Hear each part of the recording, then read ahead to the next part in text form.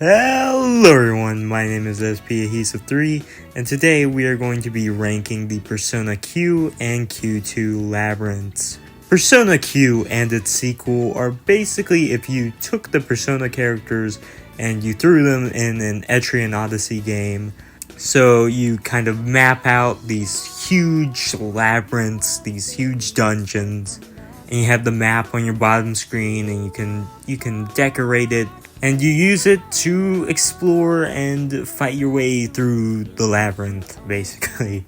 But I don't think I really need to explain it that much because I'm kind of expecting you clicking on this video to know that there will be huge spoilers. I recommend that you actually do play this game before watching the video. These are pretty long games, and they have huge twists, so you have been warned. If you disagree or agree with my rankings, then let me know down in the comments down below what you think, what your rankings would be. As always, this will be from worst to best, and they'll be separated by their tiers, in a tier list format. And it will be unscripted, as always. Gotta have an unscripted video. But yeah, I thought this would be a pretty fun video to do. And let's begin. At the very bottom of our list is Hikari. Yes, that's the name. It's Hikari. This is basically, I think, like in Hikari's mind or something. I don't really remember how they got into this dungeon.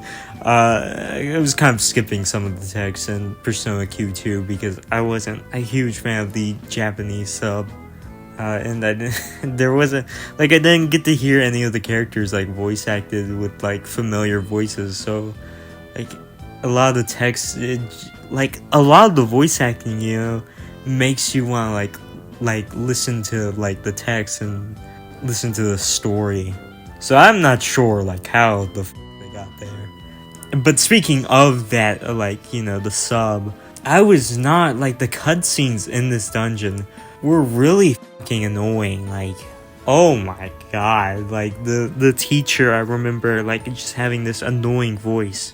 And I don't know if I was supposed to like take this seriously. Like I feel like I should have, but like they were doing all these stupid dance moves and stuff. They're like busting a move. I was like, what?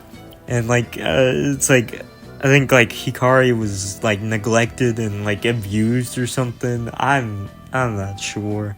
Yeah, I just really wanted to skip those cutscenes. And speaking of also annoying, the tree stumps were just very tedious. I wasn't really a fan of that being kind of the dungeon gimmick. Basically, you like click on the tree stumps and it'll like move you up or down, and then there's these holes, and the tree stumps position kind of changes between floors and whether you have the tree stumps in or not. It's really annoying and tedious, especially if you're trying to 100% the map. It was also just very bright, and it gave me a headache just looking at it. You have these very bright pastel kind of colors. It's very like coloring book, kind of like children's kind of playground aesthetic. There's greens, there's a bunch of grass, very bright green grass, flowers, with faces and stuff. The tree stumps with the faces, like butterflies, stuff like that. And it just like it looked kind of off to me, and I was just really happy to get out of this dungeon. But the reason why I don't think this is like an F tier is because it's still kind of a little bit fun. I like the bear FOE, and the gnomes are kind of annoying. I hate them. But I love the bear. The bear's good. There's one more, that X guy, I think. He was pretty cool. I like that one too. But the reason why this isn't getting like an F tier is because the boss is pretty awesome. It's Do, which I think the twist was that it was like Hikari's father or something. I don't really remember anything from like the ending of Persona Q2. I'm sorry. But I just remember like I loved that boss. It was just very fun. He's got a cool design and I love it because it was kind of Persona Q2 thing. You know, the previous bosses were kind of based on Persona 3, 4, and 5. But this one was kind of its new thing. Hikari's dungeon gets a D tier. Next up on the list is Evil Spirit Club. All I really got for this one is that I think it's good, but it's just not for me. I'm not a huge fan of horror. It's got this kind of eerie aesthetic. I do like the kind of lighting and shading on the character models when they're talking in this dungeon. I really love that. I think that's a neat touch. And I think Persona Q's dungeons are all filled with like a lot of love and passion. But this one just wasn't for me.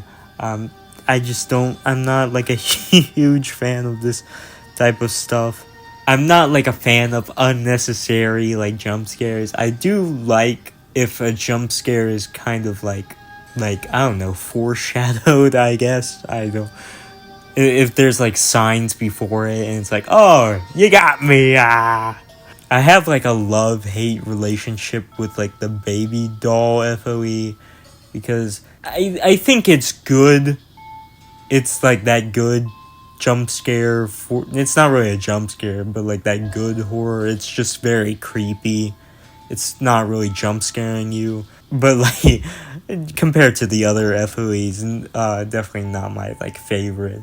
I'm not sure what other FOE there was, but I think the baby doll FOE it has like some good puzzles with it where you kind of have to keep in mind that it's kind of following you and stuff. There was this one puzzle, I'm not sure if it was mandatory or if it was like a side quest, but it was one where like you had to like something to do with like the coordinates of like this particular spot and I think it was like on the 3rd floor or the 4th floor. It was such a stupid puzzle. It was something like math related or something. But that's in that dungeon, so negative points for Evil Spirit Club. But the boss, really good. It's like this doctor and these 2 nurses, and I love that because it fits in with the symbolism of the game, the whole themes of the game with Ray. You know, they kind of symbolize Ray's terminal like illness. I think one of the quotes when you defeat the doctor is that like the operation has failed, so that probably plays into like Ray passing away, and of course, you know, being in a hospital and probably her feelings towards the doctors and nurses there. So I think it's a very good boss. However, I don't think it can save this dungeon from getting a D tier. Aegis is next. Yes, it's just called Aegis. I think this is a very dull, kind of uninteresting setting that they have. You know, futuristic robot land. But it doesn't really do anything like horribly wrong. I will say it does like have a creative FOE. There's like these, I guess, like sentry type ones that are like spot you, and then there's this big robot one that after you got spotted by the sentry one, then they go after you and chase you, and there's these door puzzles and stuff. I think it's a pretty neat dungeon, like gameplay wise. The atmosphere, the setting that you are in is just not as good as the gameplay. There are some pretty cool moments in the dungeon. I do like Ribbon, and I think there was this, I'm not sure, there's this like cutscene where you have to choose between like these 3 like elevator things that take you to a different thing, and one's like strength, one's like knowledge or wisdom or whatever, and I can't remember the 3rd one. I think the group kind of splits into like teams and you get to choose one, I think I chose the one with I think it was on Ryuji or something, and they were like, it was like a tightrope, but it wasn't like a tightrope, but like it was a tightrope situation where they had to get to the other side of something. It was like bravery, testing bravery. So I thought that cutscene was pretty cool, and I imagine it's different for each team. But yeah, there's not really much to say about this one. The boss of it is also pretty boring. Oh god, I can't remember his name. The guy, the spoilers for Persona 3, the evil seas guy from Persona 3. He's the boss, and I think this is like the only time where like it's kind of spoilery with Persona Q. But like I'm thinking about it, I'm not sure like what other character they could have probably used for this. But oh man, I do like this guy though. Oh man, why didn't they use I'm not sure why they didn't use Strega though. I feel like Strega would have been cooler to use. I'm not sure how they would fit with the whole controlling thing, you know, like order and control and stuff. Themes of that labyrinth, they seem like the polar opposite of it, but I think Strega's designs are cooler, and it would have been a great opportunity to expand on them. They needed more development in their characters, but he's kind of like this Doctor Who. There's these things in Doctor Who, they kind of remind me of, I think, what his boss is supposed to be. I'm not sure if it's that or like, I don't know, Terminator or something. I don't know. And his boss fight is annoying. I don't like it. This dungeon, again, is very boring, but it doesn't really do anything wrong. So I'm going to give it a C tier. Next up is the Theater District from Persona Q2. It is the final dungeon, the final labyrinth. I think it's kind of a downgrade from the final dungeon of the first game. I'm probably missing some things from this. I was going through this dungeon a little bit fast to kind of get to the end of Persona Q2 because I was kind of getting tired of it a little bit. All I ever really remember from this was that it was like there's a bunch of reds and stuff, and there's like a bunch of things to make movies with, you know, cameras, and there was a bunch of wind. The gimmick of this one was wind. I can't remember the FOE, but it was like something with like they smash boulders. I can't really remember what their design was, but I thought they were pretty interesting. I'm not sure if there was another FOE. Maybe the Reaper was in this one. I assume the Reaper was in here. Yeah, I wasn't like a huge fan of the wind. I think that's just like a weird gimmick for the final dungeon. Alright, so I did some research for this one, and I looked up, I was just seeing if I was missing anything really for this dungeon, and apparently the name of Enlil is actually like a name for like a god that controls like the wind and storms, so that is why like there's wind puzzles here, so that's pretty cool, but still I think that's a weird gimmick. I'm not sure why it's in the final dungeon. But the main reason why this is going to get a higher tier is because of it has the final boss, and you know, the boss rush.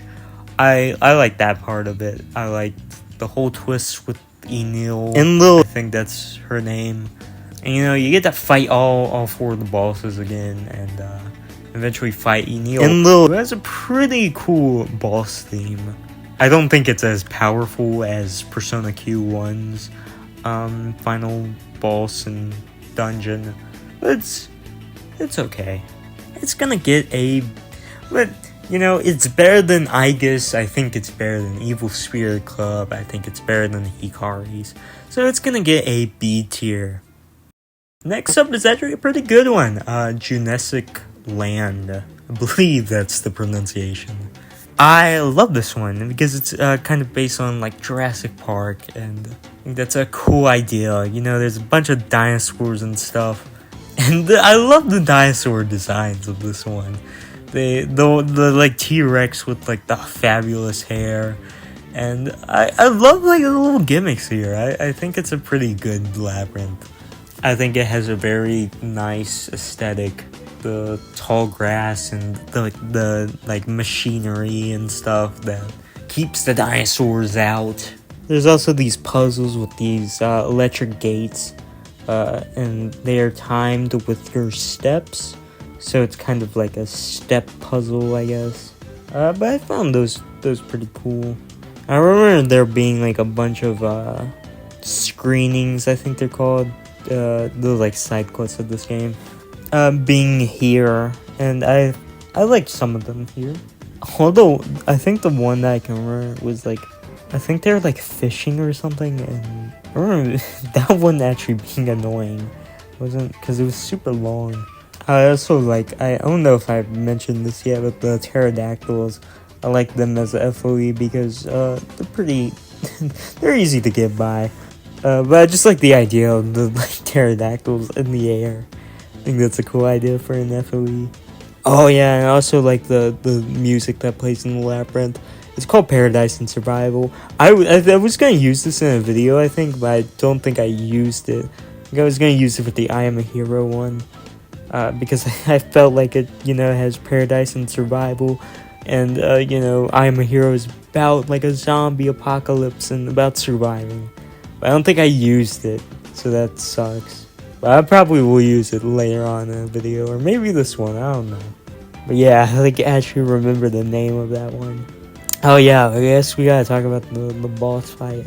And I guess we can talk about like the two little dinosaur things that appear. It's about like fitting in and stuff, which I guess goes with Hikari's whole story.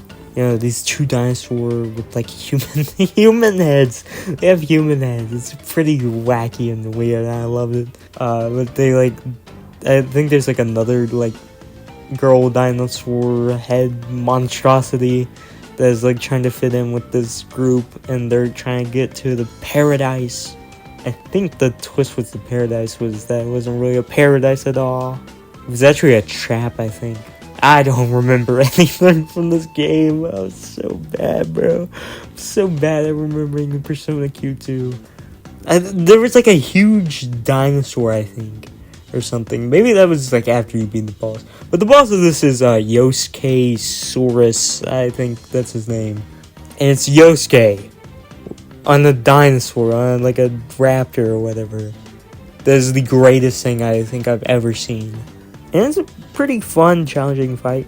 You have to battle the other dinosaurs that appeared, and they appear like behind him. And he like uses moves from I think he has his persona, I'm not sure, but like he uses Garu and stuff.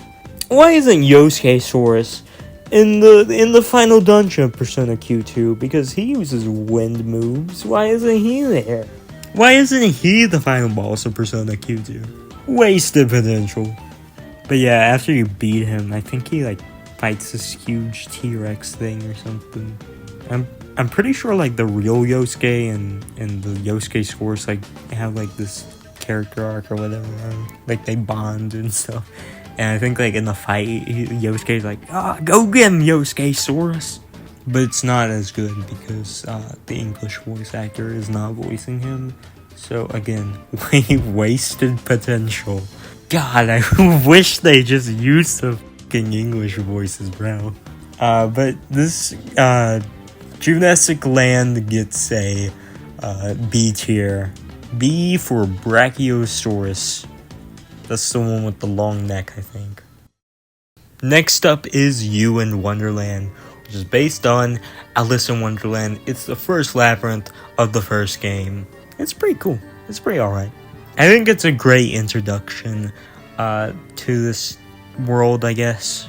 I think it does fit in with the themes of, like, just Persona Q itself, but, like, with, like, Rei, I guess. I think I meant, like, Rei. It fits in with the themes of Rei, her storybook. She's reading the story. And I guess maybe something with the rabbit, the hare, and his, he's running out of time or something. He's late. That might have something to do with it, with her, terminal illness. She's running out of time. She doesn't really have any time to live. But also, I feel like, the whole, time is frozen, the school's weird and stuff, nobody's really responding to their whatever team you chose questions. And I guess just time itself with Alice in Wonderland and how that fits into it, and it's just like a very weird place. So that's but I love the colors here, and I love the FOEs, the card FOEs. I think they're a great introduction because I hadn't played like an Etrian Odyssey game. I love the music here. There's just like a bunch of like cool stuff here. You go through like clocks to as your shortcuts. I think there's one section where you have to chase the rabbit, and there's this scene where you I don't know what's called in Alice in Wonderland, but it's the drink that makes you like either big or small, and they do kind of their interpretation of it. Oh yeah, and they do the card FOE with they kind of upgrade it with their painting flowers and stuff, and I think that's a great way to upgrade the puzzle. I think it's just a very good introduction to Persona Q and like the whole, I guess, this spin-off series.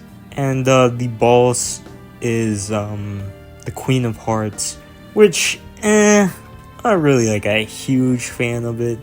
I think it's alright boss. I'm not like a huge fan of the design, but I think it was pretty cool that like whatever either the Persona 3 sees or the investigation team, whichever you didn't choose, they show up there and they have their little cutscene. I thought that was pretty neat. And god, I forgot about the boss music. This is the first laser beam, I think it's called. It's a very awesome track. I love it. But I think of the Queen of Hearts, and all I can think of is the Disney interpretation of it. I don't really like the Queen of Hearts there.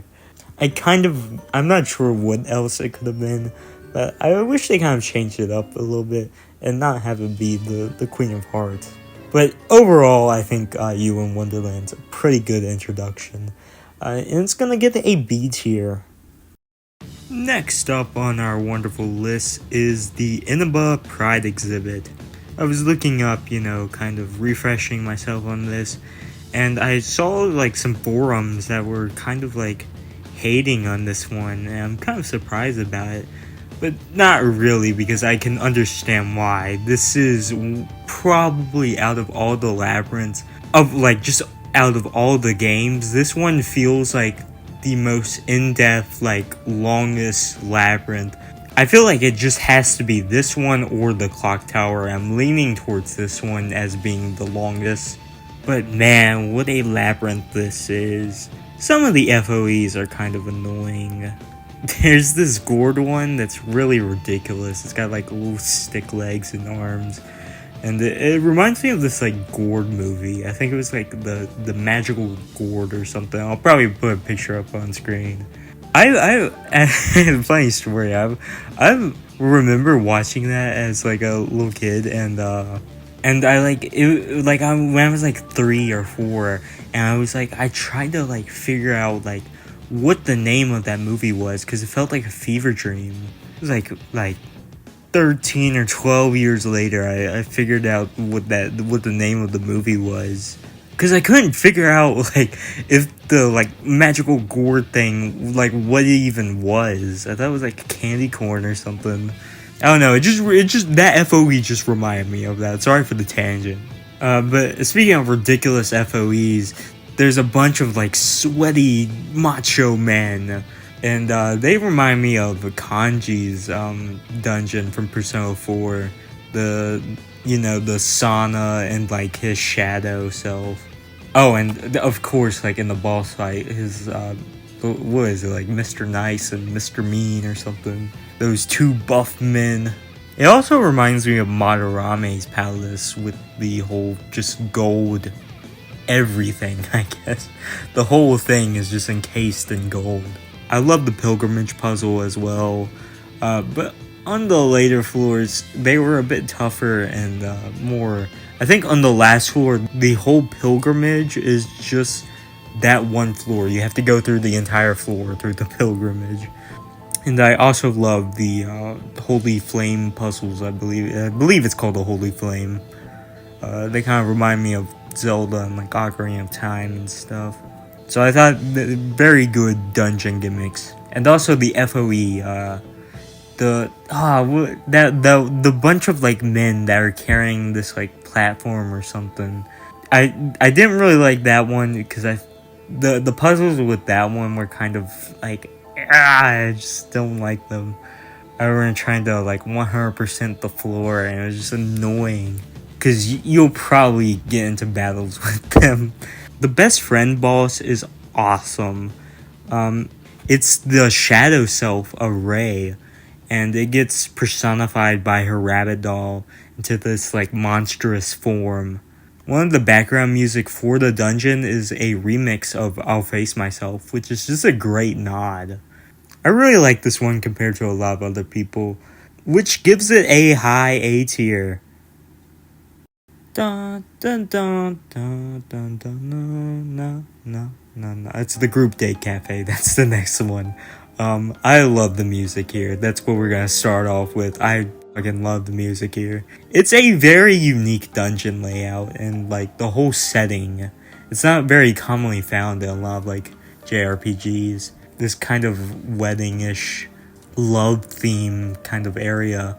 And at the later floor, I think there's one floor where it's just like a wedding chapel, which is awesome. But in these like pink and lovey-dovey kind of imagery, there's a little bit of darkness layered into it with these chains and snakes and shit, which just it kind of plays with the Persona Q atmosphere of this kind of dark and ominous presence, you know? Because basically all the labyrinths are very scary and ominous, and if you really think about it, like there's no one except your like team in these shadows. I remember using this music for the Spirit Crucible Elpis in my Xenoblade Chronicles 2 Good and the Bad series. That's a mouthful. And I used that by complete accident. I just thought it fit the vibe, but there's a bit more, you know, similarities with that because there's spikes in this dungeon that drain SP, which is kind of the whole. These are both the gimmicks of both dungeons. They kind of drain SP, but I think in Xenoblade Chronicles 2 it also did. No, it like lowered your health or something. It's such a stupid dungeon. I hate Spirit Crucible Elpis. Well, on the other hand, Group J Cafe is wonderful. It's on the higher tier of these dungeons. Oh yeah, the wedding scene. We gotta talk about the wedding scene. It's so fucking funny. I love how there's like literally like an option for everyone. It's like the Smash Brothers Ultimate of wedding. What a statement.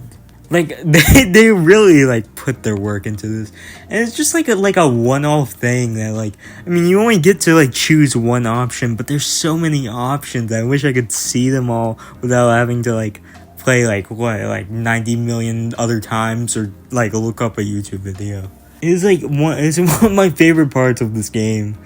Oh yeah, and the clergyman is just like a fun boss, and he's weak to poison, so maybe love is poison and electricity because he's weak to electricity. And then like I went on the like a wiki page or like a fandom page, and I'm just gonna read this off. The coffin that the merciful clergyman rides on acts as his navigator, being responsible for analyzing his enemies and predicting their attacks, just like Fuka and Rise. So that's pretty cool. That was a pretty cool thing. He's got a navigator. And he also looks like Shinji from Bleach. Like, does anybody else notice that? Like, I also love Shinji's design, so I think that's pretty cool. And I like the symbolism of, like, wedding vows to reflect how, you know, Ray's mother broke her vows and promises and, you know, left Ray. So, like, overall, I really like this dungeon, this labyrinth, which gives it an A tier. Because it's awesome. The next dungeon It's just called Kamashido, man. I hate the Persona Q2 names for the labyrinths, except for Junesic Land. I love that one. Actually, it seems like they took more than 2 seconds to come up with a name. I feel like this might be not like a really popular opinion. I'm not sure. I don't know. I like it, and I feel like it kind of set the standard too high for Persona Q2, because I was kind of expecting them to be this of quality.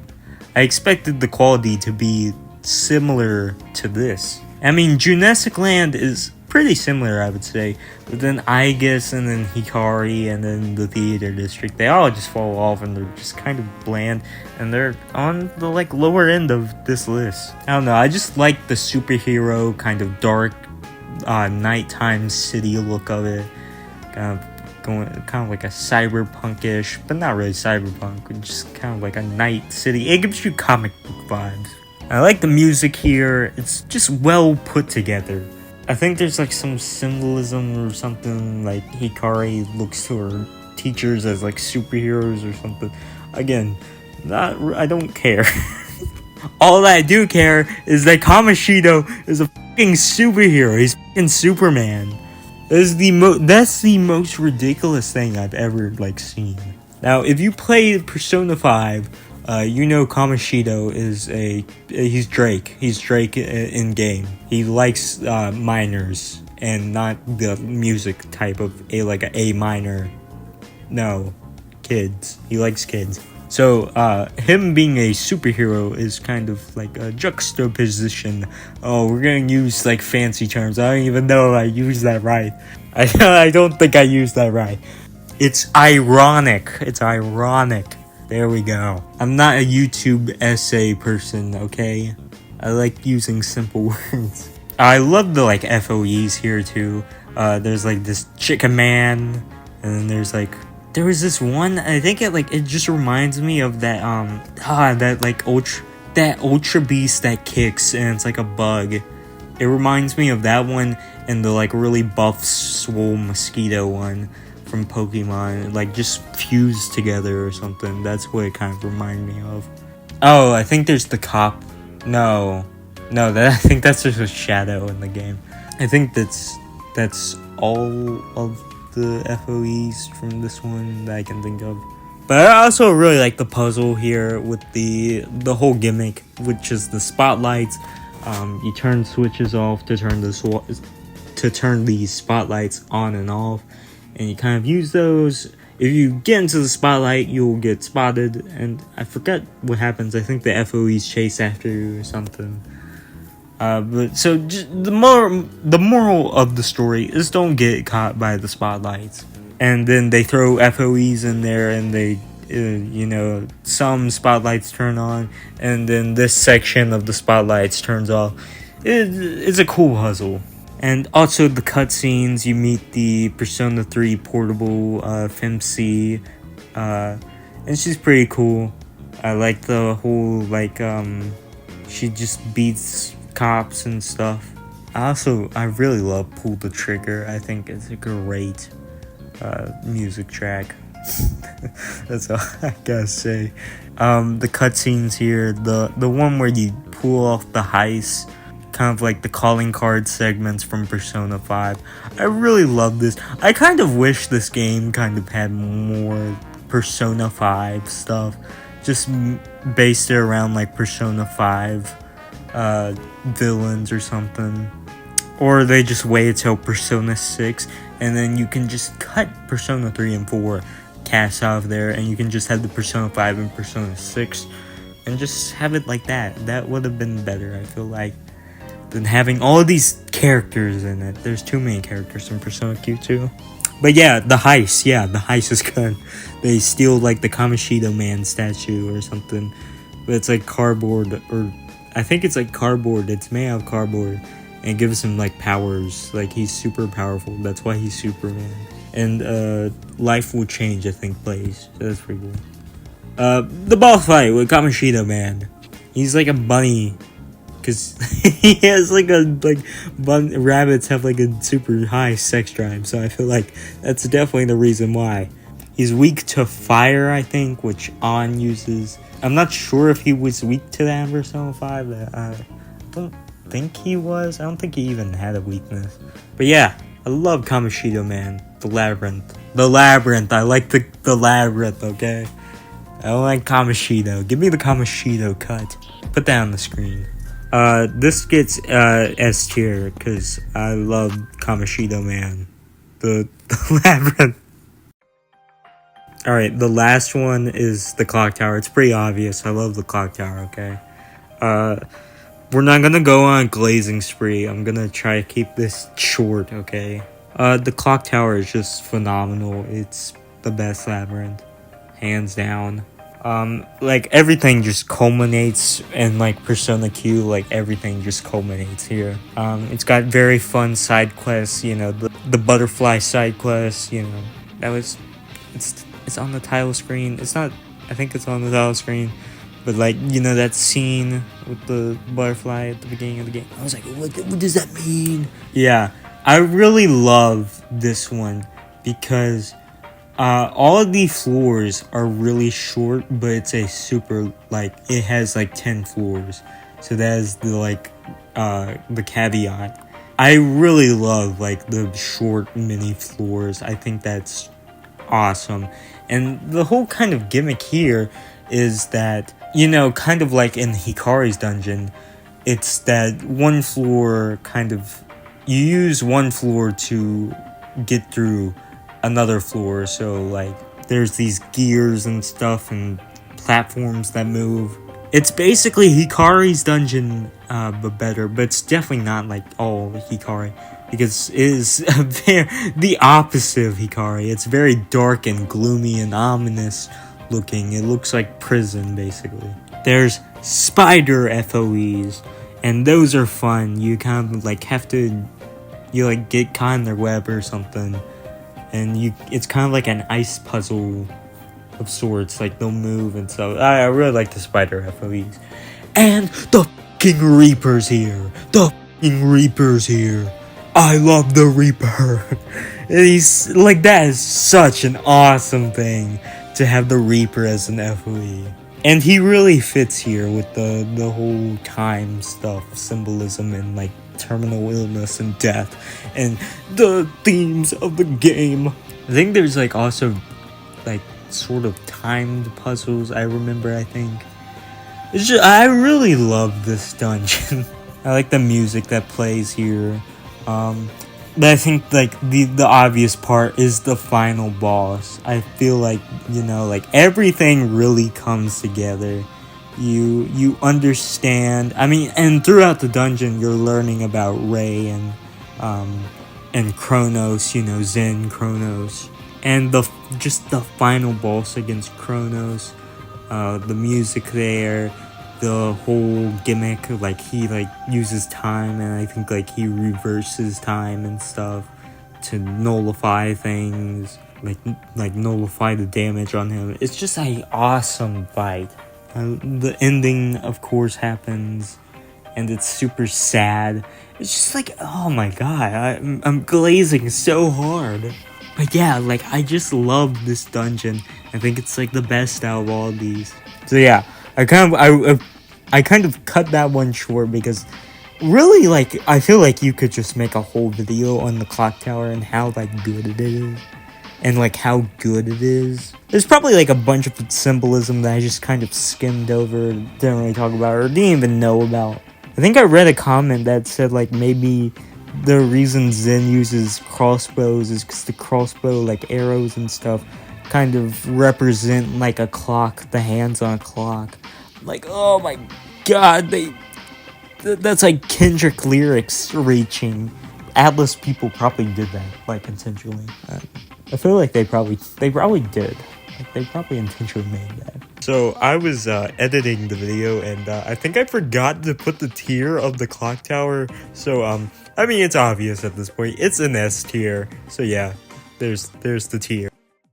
But yeah, that's my list. Hopefully you somewhat agree. And if you didn't agree, You don't have to dislike this video, you know. You could just leave a comment and just say, like, what parts of this video you didn't like, or if you disagree with it, like, let me know down in the comments. Don't resort to violence, okay? Don't resort to clicking the dislike button, okay? I hope you guys enjoyed this. Again, you know, like and comment if you enjoyed. If you want to see more of my content, or if you like my content, subscribe. And I love Persona Q.